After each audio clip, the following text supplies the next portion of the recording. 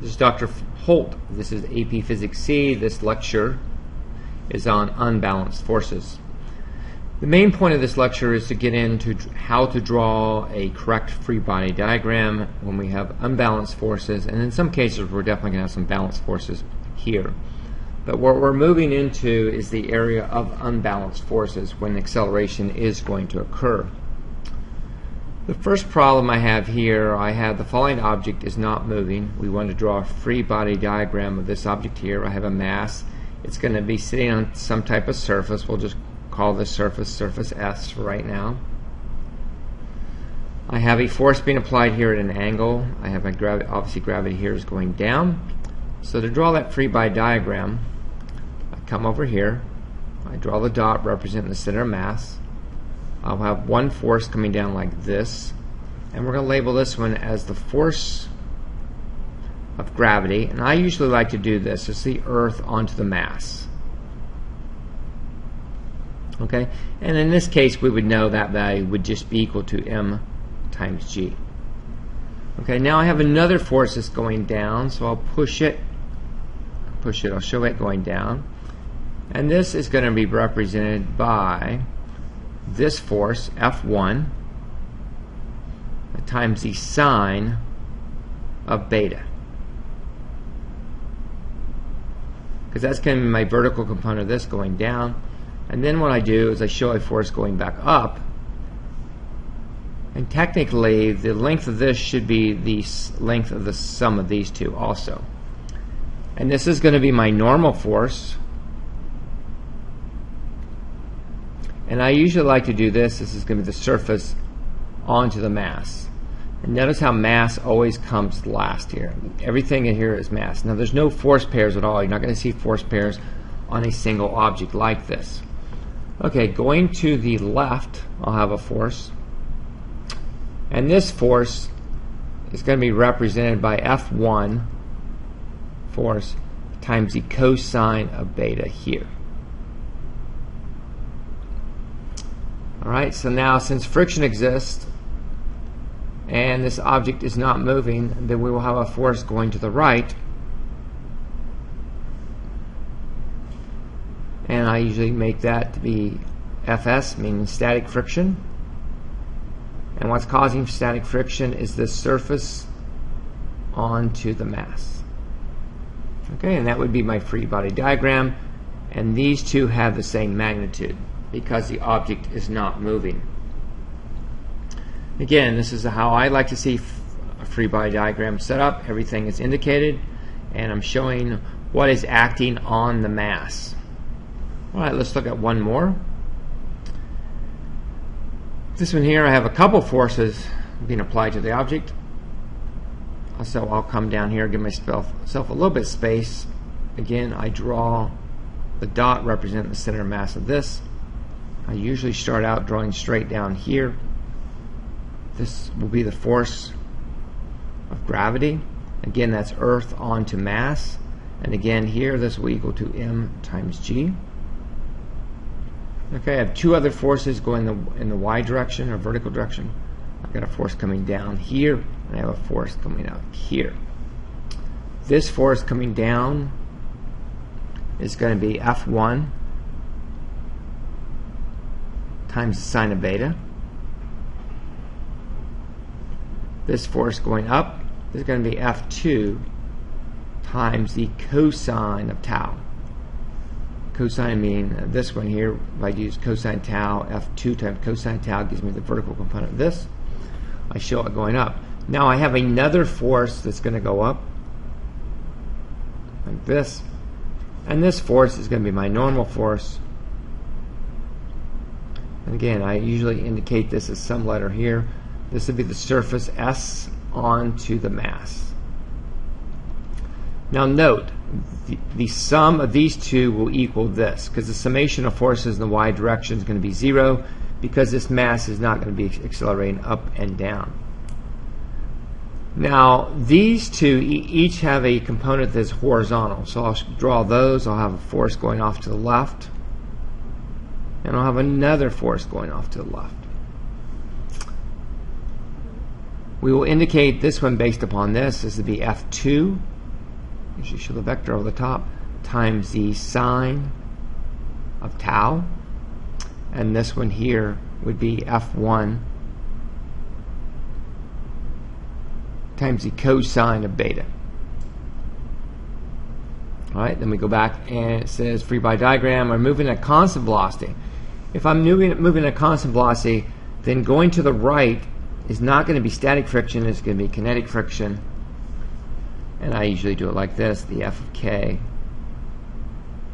I need to be more consistent with my arrows. F of K, and I usually do it like this, the surface onto the mass. That's what's causing, the surface causing the frictional force onto the mass. And again, the magnitude of this is going to equal to the sum of the magnitudes of these. Okay, so that would be the free body diagram of an object that's moving at a constant velocity. Again, I'm showing these two. If I have these two going this direction here, then my kinetic friction would have to go back the other way. All right, that's an example of something moving at a constant velocity to the left. Okay, this example here, I have a falling object is not moving. Again, first thing I do is I come over, I'll draw my dot, and again, usually I do it this way, I draw my gravity first. You don't have to by any means. This will be the force of gravity. Again, that's going to be Earth onto the mass, and that's going to equal to m times g. Okay, this one's going to cause a couple components. We'll do the vertical component first.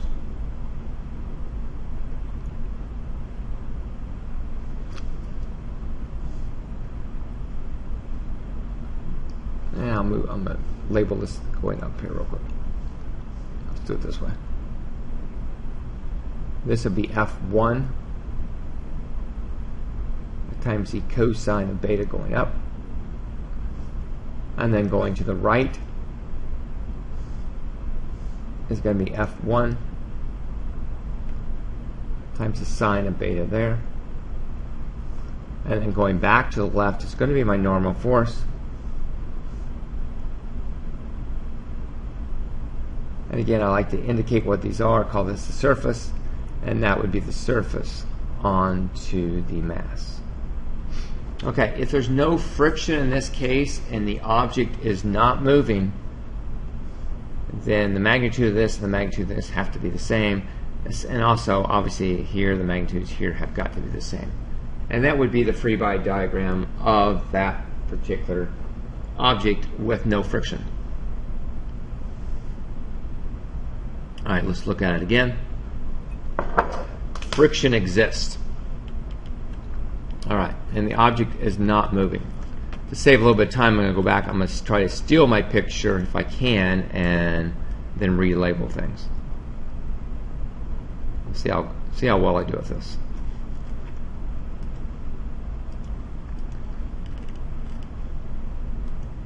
I'm going to say I can move this out of the way too.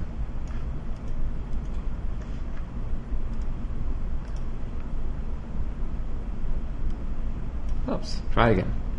Didn't quite do too well there. Paste it, move it over. Hey, that's pretty good right there. Okay. Now it says static friction existing and the object is not moving. So let's talk about what's going to take place here. This all depends about how large this force is, whether my static friction is going to go down and go up. If F1 is, say, relatively a small value, then this would shorten here where this value is less than this value. And if that's the case, then the static friction would go back up like that, and we will label that as my static friction. Do that with black. And I do Fs, and again that's going to be the surface onto the mass. Alright, and again the sum of those would equal this. Now let's talk about this also, is if I increase the F1, if I make it larger like this, then the static friction is going to become smaller, smaller, smaller. If I keep increasing the force and make it larger yet, what's going to happen is the static friction is going to turn around and say, no, you're not. I'm not going to let you go that way. And it's going to turn around and go back down. Because remember, on the previous picture, I did not have to have static friction to keep that object from not moving. So static friction kind of has a mind of its own as far as what direction it's going to go. And that all depends on the forces that are being applied to the object. It can go from 0 to some maximum value, and it can go in different directions also. So again, here you really don't know. You just make your assumption based upon the information given, because you have no idea what direction the static friction is going to go, because it's all going to be based upon knowing what the mass is and how large this force is. All right, let's look at another one. These are good problems. Here, let's see if we can do this one. Here I have friction is 20 newtons, and I got mass times gravity here. All right, so let's work this problem and talk about that one. Again, the object is not moving. We're talking about static friction. So I come over here, and we'll apply this value coming straight down here. Again, this is going to be mass times gravity here. Oh, let me label that with force of gravity. Sorry about that. And this will be the force of gravity. Again, that's going to be Earth onto mass. And it'll be mg going down. And then going up, I have this force of 120. So we're going to take 120 times the cosine of 30 degrees. And that's going to give me about 103.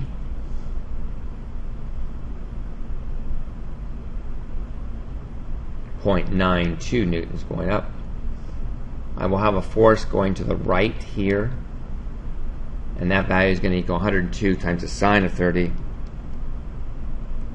I should be able to do that in my head anyway. I'll just run it through the calculator. Obviously, if that's going to get, yep, if I could key it in right, obviously it's going to give me 60. I know that from just some experience.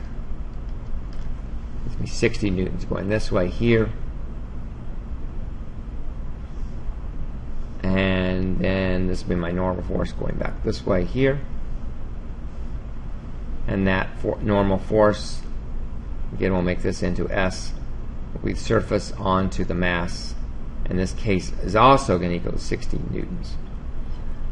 Now, the frictional force, again, you don't know what direction it's going. It all depends on how large this mass is. If the mass is large, for example, if the mass is quite large compared to 120 Newton force, then let's say the mass is like that, then what's going to happen is, in that case, you could say the frictional force 20 newtons is going to go up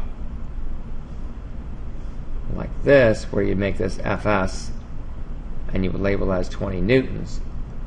But now if I made, say the mass was small, like this, where the mass isn't very big, then again this is going to switch off and go back the other way. And let me erase this real quick. And we can make it go like that, and where the sum of these would equal to 103.92.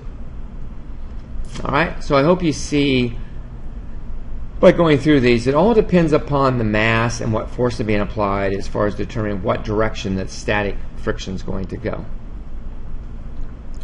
Alright, in this case, I got kinetic friction, and they got constant velocity up the wall. So let's see if we can steal some of these free body diagrams so I don't have to go back and redraw them all. Let's grab this one here and see if I can just modify it.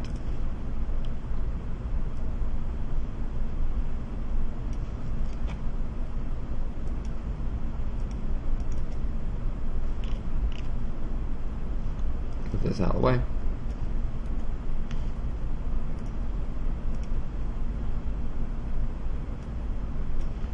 Unbelievable how that always can get stuck there and I can't move it over. Let's try this. Oops. Maybe.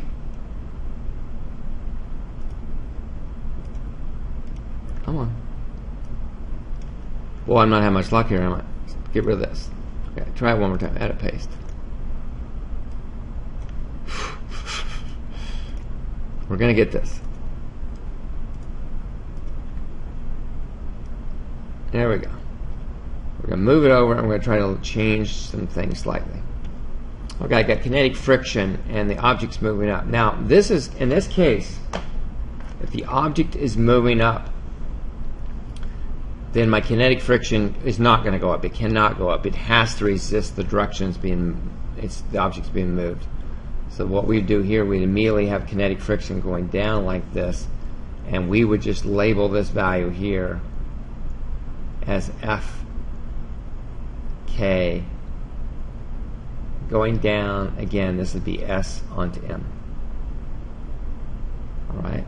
And again, the value of this combined with this would be the same. Now, remember, with kinetic friction, this value is not going to change. It's not going to be like static friction where it goes from 0 to some maximum value. It's going to be a set value. What drives that is two things. The normal force that's being applied to the object and the coefficient of kinetic friction between the two surfaces. That's what's going to define your kinetic friction.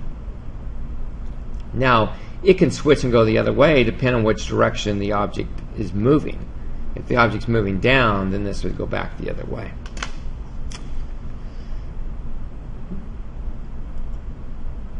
Alright, kind of move through a couple of these. I want to talk just quickly on inclined planes.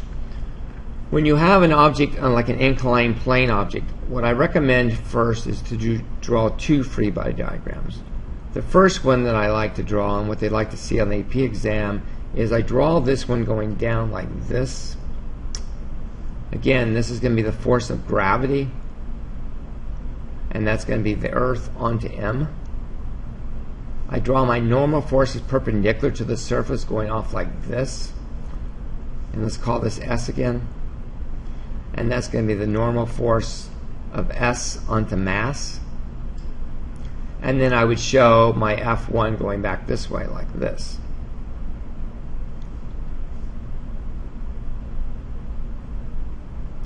Okay, if there's no static friction, for example, there's no static friction between these two surfaces, you could draw it like this. Now, the other thing I'm going to recommend is you create a new axis system. This is what you'd like to show in the AP, but to solve this problem, I create a new axis system. And what I mean by that is I draw a line like this and a line like this. It's supposed to be perpendicular. That looks like it. I'll shade these as light like that. I usually indicate this direction and this direction here. I will let this be my x-axis here, and let this be my y-axis here. If it goes this way, this will be positive. If it goes this way, this will be positive here. Okay, now what I like to do, I like to break the mass and gravity into components. And what I do, and again, it's probably different than other people do necessarily, I like to draw a vector. Let me get a vector. Draw a vector coming straight down. This value here would represent mg. That's my force of gravity. You're going to have, I draw a line that is normal to the surface, and I draw one back this way too. This right here will be a right angle, and if this angle here is beta, this angle here will also be beta. Now you can prove that through geometry.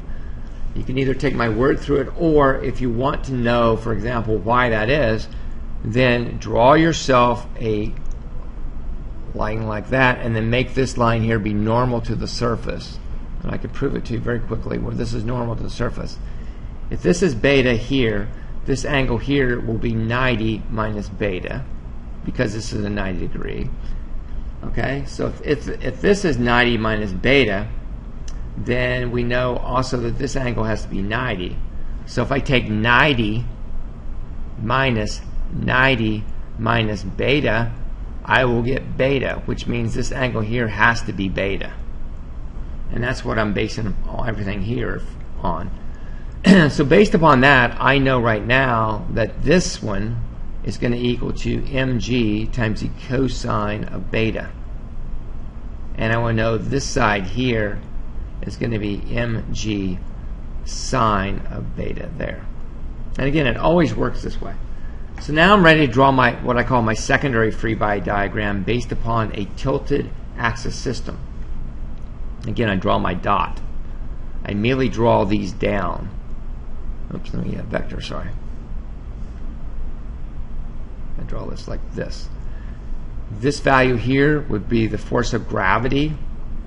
Again, that's going to be the force of gravity of Earth onto the mass, and I call it into the x direction, and that is just going to be equal to mg times the cosine of b, which we found right here. And we'll also have this value here coming down, and this would be the force of gravity of Earth onto the mass in the y direction, and that would be equal to mg sine of beta. Again, I'll try to remember to show all these vectors across the top. Often forget that. I then show my normal force going back up here, like that. And now this is going to have the same magnitude here because these are the only two forces being applied. And I label that as my force normal. Again, that's going to be, I usually call it the surface onto the mass.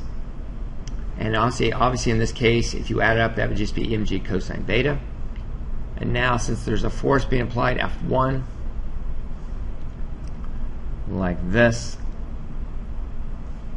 then these two values have got to have the same magnitude.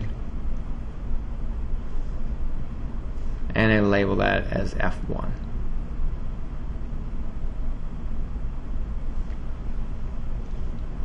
Okay, so again, that's my tilted free body diagram, and that's what I would use mathematically to do all my calculations. As far as when I have unbalanced forces, then from that I can find my acceleration. Anyway, I hope this video was useful about how to set up free body diagrams. I think I did 3 or 4 different applications. I think if you follow this approach, it's going to work very well for you. All right, best of luck.